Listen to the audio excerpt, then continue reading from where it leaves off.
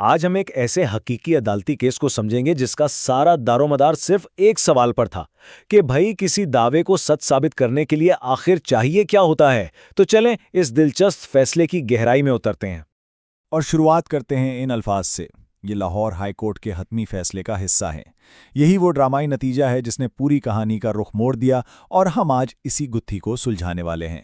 تو سیدھی سی بات یہ ہے کہ ہائی کورٹ نے نچلی عدالت کا ایک فیصلہ پلٹ دیا، لیکن کیوں؟ آج کے ساری گفتگو کا مقصد یہی ہے کہ ہم عدالت کی اس منطق کو سمجھیں کہ آخر ایسا کیا ہوا کہ فیصلہ بدلنا پڑا۔ اس پیچیدہ قانونی کہانی کو سمجھنے کے لیے ہم ان 6 حصوں سے گزریں گے، حتمی فیصلے سے شروع کر کے ثبوت کے بنیادی سوال تک پہنچیں گے۔ تو سب سے پہلے بات کرتے ہیں حتمی فیصلے کی، وہ فیصلہ جس نے سب کو حیران کر دیا۔ اب یہاں ایک دلچسپ بات ہے، عدالت نے شوہر کی درخواست پوری منظور نہیں کی بلکہ صرف جزوی طور پر کی، یعنی نان و نفقہ جیسے باقی فیصلے اپنی جگہ قائم رہے، سارا مسئلہ صرف اور صرف سونے کے زیورات پر آ کر رکا۔ اچھا، اس فیصلے کو صحیح سے سمجھنے کے لیے ہمیں کہانی کے بالکل شروع میں جانا پڑے گا تاکہ یہ پتہ چلے کہ فریقین کون تھے اور ان کے دعوے کیا تھے۔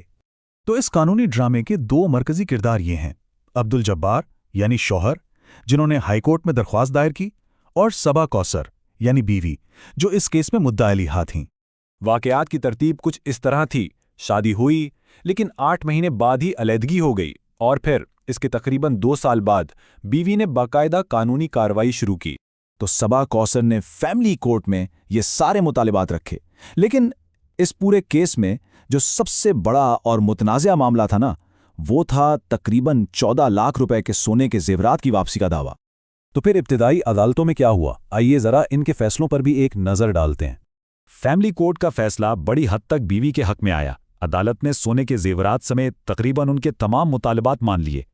شوہر نے اس فیصلے کے خلاف اپیل کی، لیکن ایڈیشنل ڈسٹرکٹ جج نے بھی فیملی کورٹ کے فیصلے کو ہی درست مانا۔ اب شوہر کے پاس آخری راستہ بچا تھا، اور وہ تھا لاہور ہائی کورٹ کا۔ اور اب کہانی صوبے کی سب سے بڑی عدالت میں پہنچتی ہے، جہاں شوہر کی اپیل کا سارا زور صرف ایک ہی چیز پر تھا، سونے کے زیورات کی واپسی کا حکم ختم کروانا۔ ذرا سوچئے، اتنا بڑا دعویٰ، اتنی بڑی رقم، آخر کس ایک ثبوت پر کھڑی تھی؟ یہی وہ سوال ہے جو ہائی کورٹ کے فیصلے کا مرکز بنا۔ جواب تھا یہ دستاویز، ایک بیان حلفی جسے X.P4 کا نام دیا گیا، اور یہ بھی ایک تیسرے فریق کی طرف سے بالکل اچانک پیش کیا گیا تھا۔ اسی ایک کاغذ نے پورے کیس کا رخ بدل دیا۔ یہاں سے ہم اس کیوں کو سمجھنا شروع کرتے ہیں جو حتمی فیصلے کے پیچھے تھا، یعنی جج کے قانونی تجزیے پر غور کرتے ہیں۔ ہائی کورٹ نے اپنے فیصلے کی بنیاد ثبوت کی قانونی تعریف پر رکھی، یعنی ثبوت صرف کوئی کاغذ کا ٹکڑا نہیں ہوتا بلکہ ایسی چیز ہے جو عدالت کو کسی بات پر مکمل طور پر قائل کر دے۔ تو اصل بات یہیں پر آ کے ٹھہرتی ہے۔ دیکھیں عدالت نے کتنا صاف موازنہ کیا ہے کہ قانون ایک مضبوط ثبوت میں کیا کیا چیزیں دیکھنا چاہتا ہے، اور یہ جو بیان حلفی پیش کیا گیا اس میں کیا کیا خامیاں تھیں۔ مطلب یہ اچانک سامنے آ گیا، شروع میں اس کا کوئی ذکر ہی نہیں تھا، بیوی کے خود اس پر دستخط نہیں تھے، اور تو اور جن گواہوں کے نام لکھے تھے وہ تو کبھی گواہی دینے عدالت آئے ہی نہیں۔ اس کمزور بیان حلفی کے علاوہ بھی کیس میں مسائل تھے۔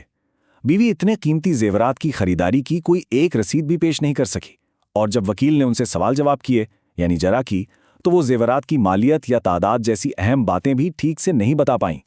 تو اب اس کیس کی تفصیلات سے تھوڑا باہر نکلتے ہیں اور اس بڑے قانونی اصول کو سمجھتے ہیں جو یہ کہانی ہمیں سکھاتی ہے۔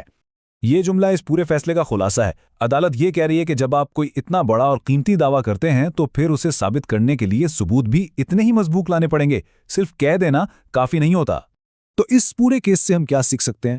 یہ 4 باتیں اس کا نچوڑ ہے۔ کسی بھی قانونی دعوے کے لیے، خاص طور پر جس میں بڑی مالیت ہو، تیاری مکمل ہونی چاہیے۔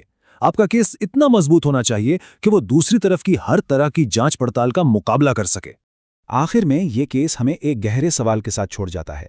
جب رشتوں کا بھروسہ ختم ہو کر بات عدالت تک پہنچ جاتی ہے، تب سچائی کا معیار ذاتی یقین نہیں رہتا، بلکہ ٹھوس، واضح اور ناقابل تردید ثبوت بن جاتا ہے۔